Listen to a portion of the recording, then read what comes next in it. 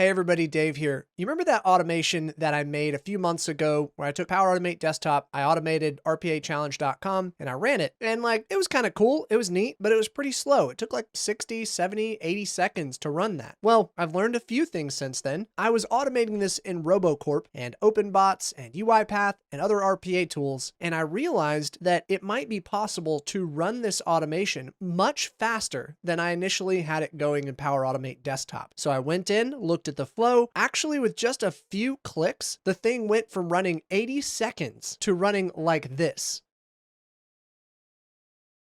Look at that thing fly! 3 seconds. There's some caveats to this as to why it can run this fast, but the fact is, that's pretty amazing. Are you impressed yet? So here's the thing, super easy to make these changes. Let's jump in, make a few quick changes to the automation that I made in that previous video, and we'll have it flying this fast in no time.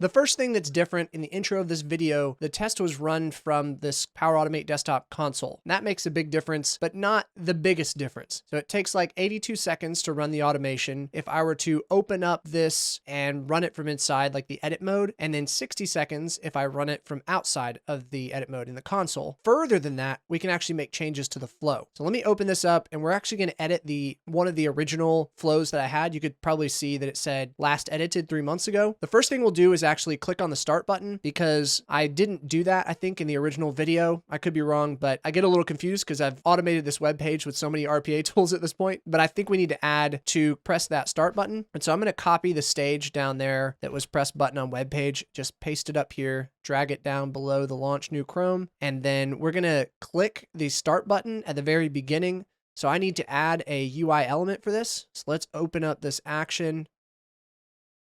And here, hit the drop down. I'm going to add a UI element and I'm going to go to Chrome, hold Control, click the start button, hit done. And then let's edit that UI element that it just created for me. We're going to rename it Start. And then let's look inside here, edit selector. So what I want to do is actually just go ahead and change this to custom. We're going to delete all this. And what I want is div contains start. And then an element below that, that's a button. And that should do it for us. Okay, so let's update, close. And so now we're going to hit the start button right before we go into this for each loop. And that's necessary because without that, we can't actually see how long it took to run the automation. And then let me scroll down. This close web browser, I'm also going to disable because I want the browser to stay open at the end. And that way we can see how long it took for it to run, as well as verify that the accuracy is 100%. Okay, the first change that I'm going to make to the existing logic is this wait 2 seconds. I don't need this. I think that in a lot of automations, you will need this because usually when you submit in a form, it's going to send data back to the server. But in this case, I guess how they designed this web application is you basically just download it the first time when you navigate to the web page, to RPAChallenge.com. And now you've got the copy of the web page right there. When you click submit each time, it is holding on to that data. It's validating what you're entering and stuff. But as you click submit, I don't think this is reaching out to the server, right? So you can't see any page loads. I could probably go check the developer tools to see if it's sending data to the server, but I don't think it is based upon how fast it's running. So because of that, we effectively don't have to worry about, the lag time, the latency of internet communication. So I'm going to just delete this wait stage. My thought was once it clicks the submit button, let's give it a little bit of time to load the next page, but it's immediate. So we can delete the wait stage. And then in all of these populate text fields, I am going to do 2 things here, only one of which do I think is actually necessary in this case. But this emulate typing, I would expect that to make this go slower. I'm used to Blue Prism, and Blue Prism's version of this, which would be like send keys, I think. Maybe it's not really the same thing, but this is emulating typing, and it indicates that if it's on, then it should send the letters one by one. But I ran some tests here and I cannot find any indication that it runs slower when emulate typing is on or off. So I'm going to go ahead and turn it off though, because I would think logically that would make it go faster. But what really does matter, I'm pretty sure, turn off wait for page to load. The idea, I think, here is that when you type into the field, it would then wait for the page to load after you've typed into the field. And we don't need that because we don't need any waiting whatsoever. The page doesn't change when you type into it. If you are working with a web application that when you type into the field, then other fields pop up on the page or some others disappear or the web page changes in some fashion, then that's a time you might want to turn this on. But because this, literally, when I go in and I type into this, like nothing else happens on this page while I'm typing. And so when I click from here to here to here, nothing happens. So there's no reason to delay whatsoever. So I'm going to turn this off. And I'm going to do both of those changes in all of the Populate actions. So let's go down and do that in every single one of these. I have to do the advanced section for the wait for page to load part. And I'm just going to make the same change everywhere. If one of you watching understands the emulate typing, or let's say if you know of a specific place that I can go test it and see that it works when you use it and it doesn't work when you don't use it, I'd really like to know that. I would expect it to be like in an application that expects keystrokes to be happening, then this would help that to work. But I really haven't come across a web page that I've automated in Power Automate Desktop that really requires that. I know there's a lot of web pages like that. I just haven't done it with Pad yet. Okay, so we're also on the press button on web page. It says specify whether to wait for the new web page to load completely after pressing the button. So we're going to turn this off too. Normally, you would not want to turn that off. That's a good idea to wait for the page to load after clicking a button. I think in any automation you send to production, this one is the one you would want to leave checked for that wait for page to load. Same thing for pressing the start button. I think that's a good idea.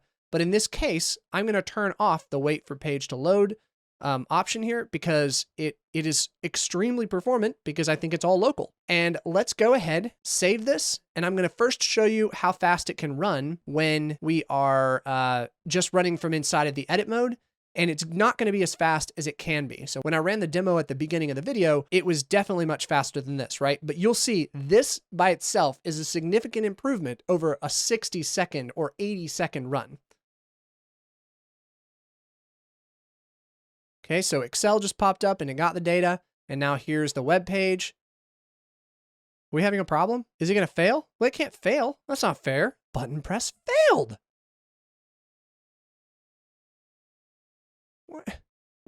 What? Why did it fail?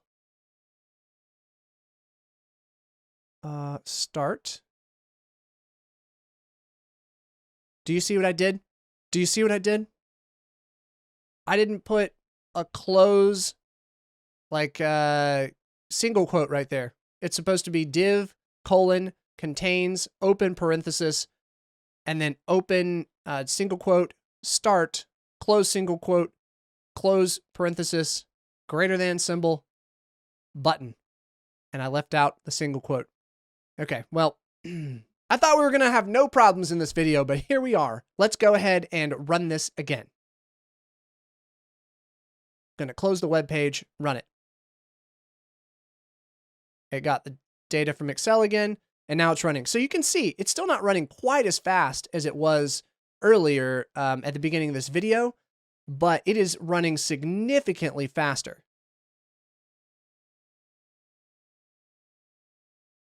And it's done. So that was 15 seconds, which is actually pretty darn fast.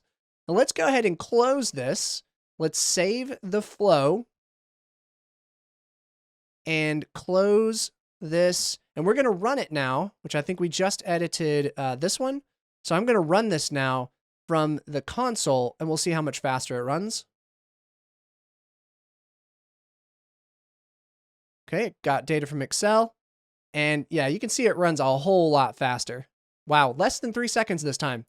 That's pretty awesome. I want to encourage you to be careful not to assume that what I just showed you is always going to work. I think that most web applications will not be tolerant of that. It's not going to work. It's just going to break constantly because it's going to try to do something before it's ready to do that thing. But I think that Power Automate Desktop is specifically designed to kind of have implicit waits in it. So it might be okay. And I say go for it, try it out, see how it works for you. but be ready to implement those wait for page to load options in certain places. So in this example, right, no reason to wait for the page to load after you type into this field or this field or this field. None of these fields.